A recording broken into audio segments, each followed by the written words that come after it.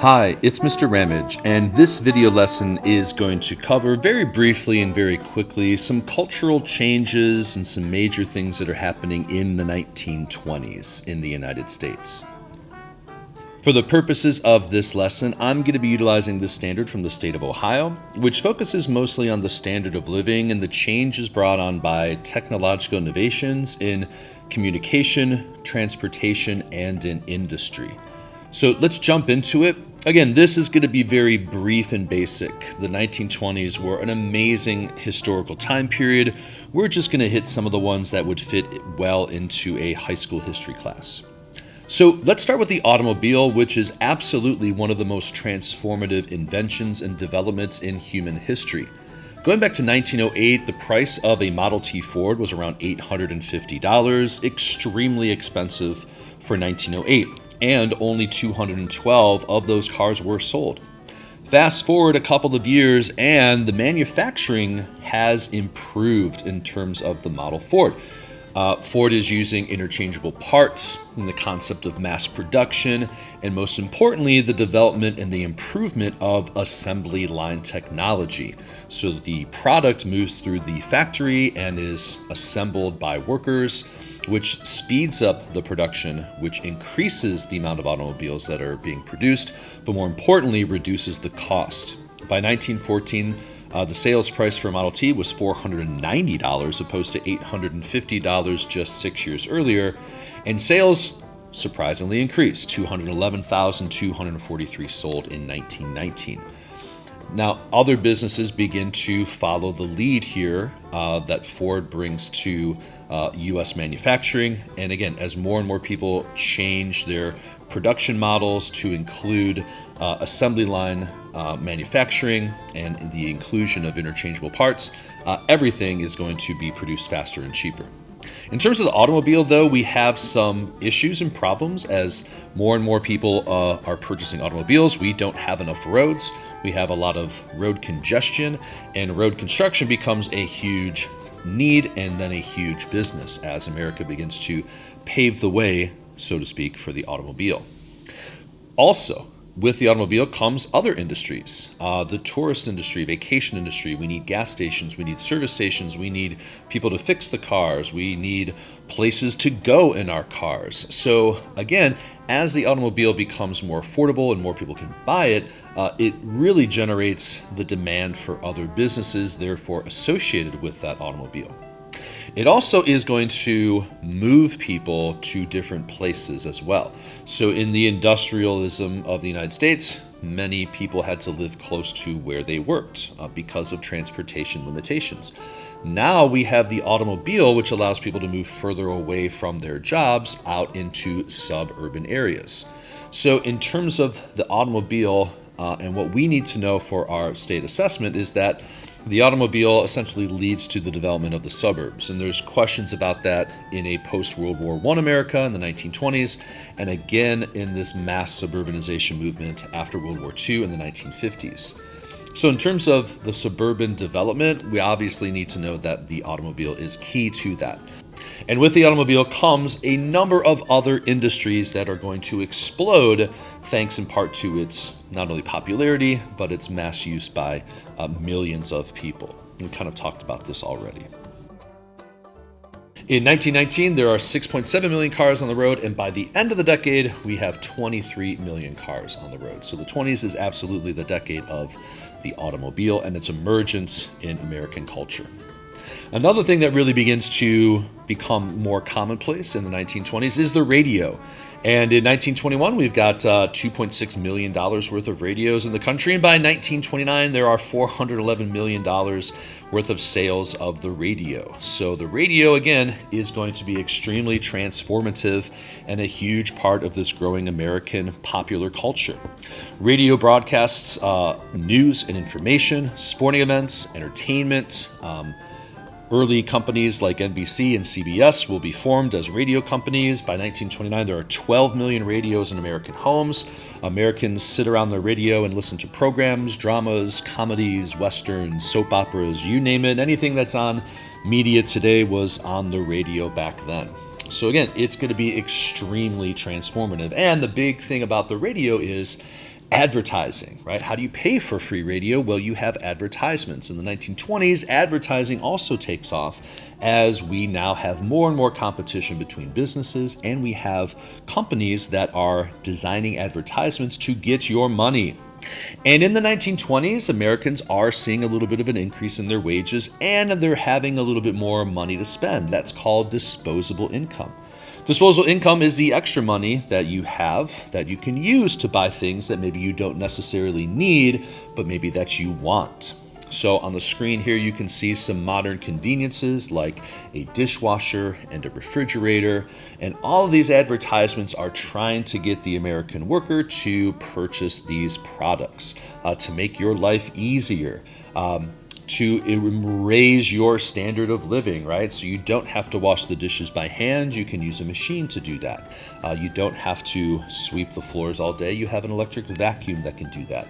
You don't have to sew by hand anymore. You have a sewing machine to do that. So advertising drives this popular culture. Everything from Coca-Cola to Lucky Strike cigarettes to Maybelline makeup, even products that wash away fat and will make you look younger and skinnier, right?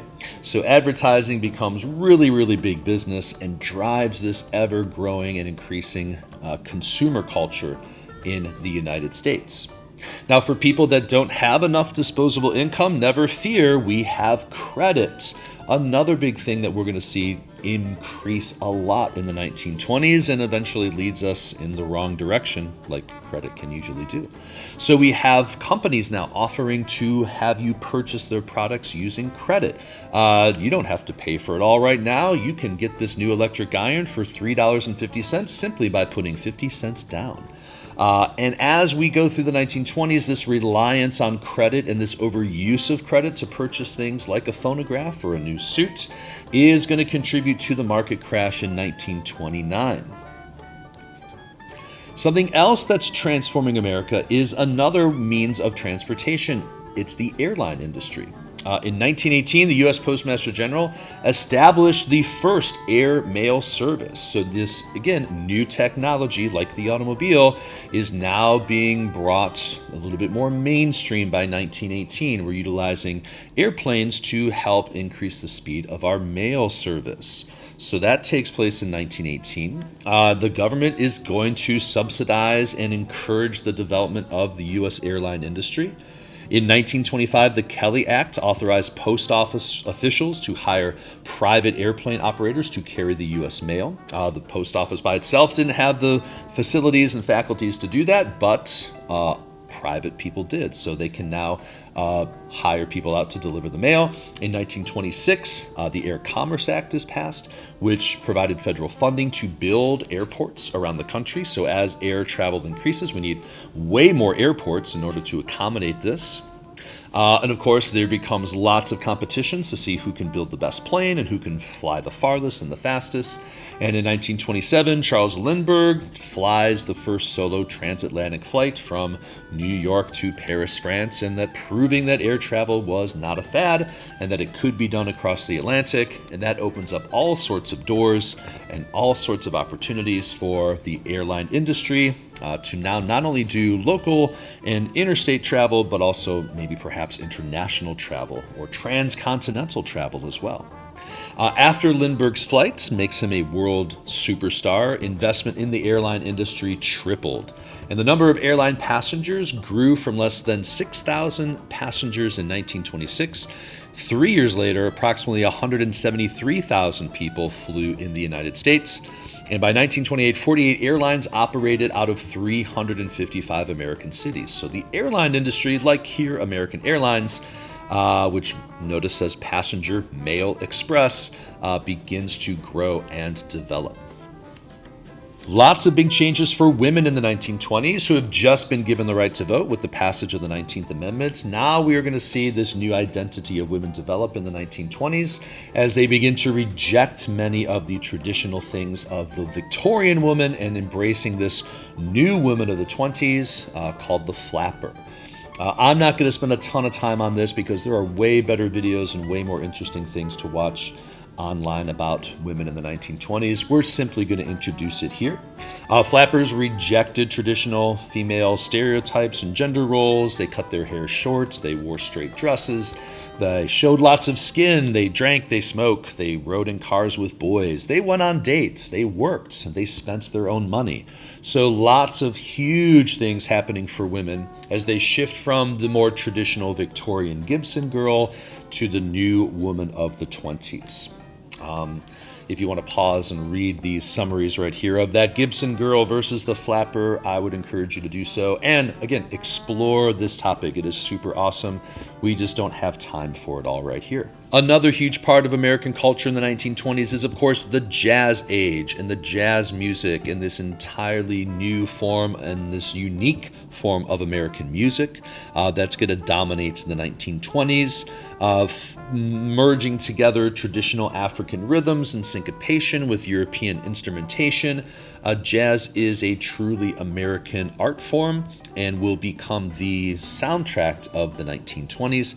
Again, we're not going to do a deep dive into jazz right now, but again, this is something that is already been talked about a lot in some other awesome videos. Feel free to go out and explore some more. In the 1920s, we're also going to have certain pushback to all of these changes. There's a lot of people who aren't happy with the new technologies and the change of women and the jazz age and the music and these young kids in their cars. There's a fundamentalist movement of the 1920s, sort of in reaction to all of these changes. This religious revival in America.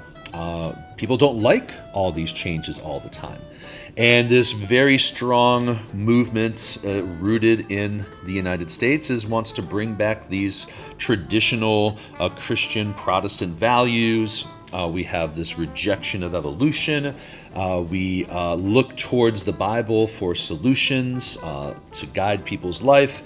We've got the big religious support for prohibition that's currently taking place in America. And the fundamentalists believe that without having this religious guidance, that America is moving its way towards atheism, and these modern people with their modern ideas are going to ruin the country and ruin our way of life.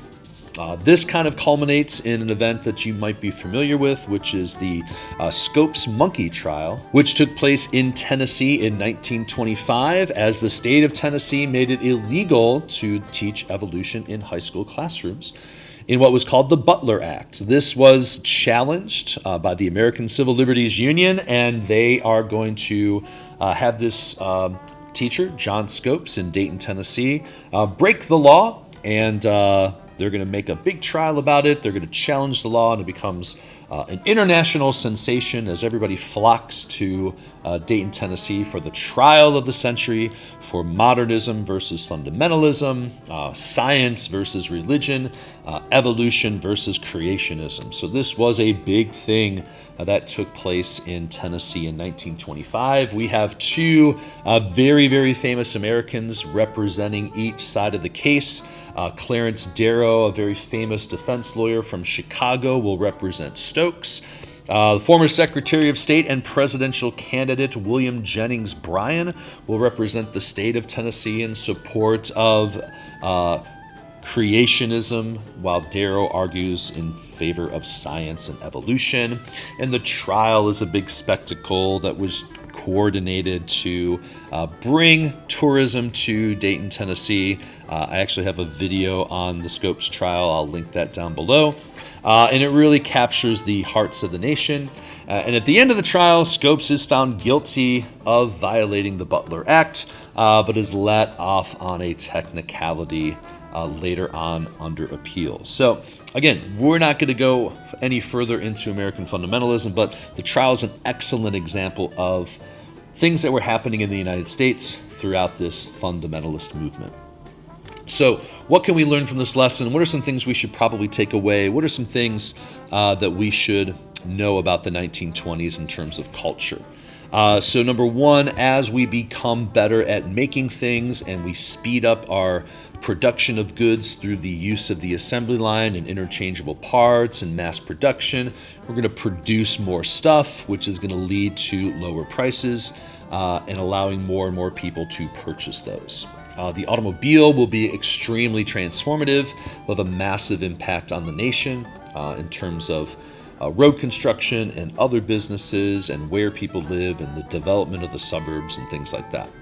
The radio increases our communication of news and information across the country and unites people together.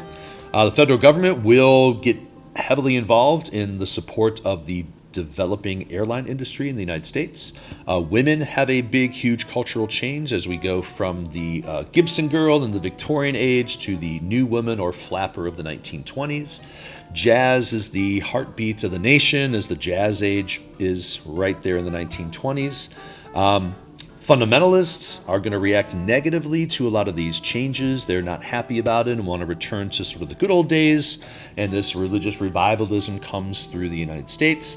And then to kind of show how that's happening, we've got the Scopes trial, which will debate and battle between creationism and science. So that's just a very, very, very small look at the 1920s. These are some things that are typically covered in most everybody's textbooks. I appreciate you watching, and I hope you learned something.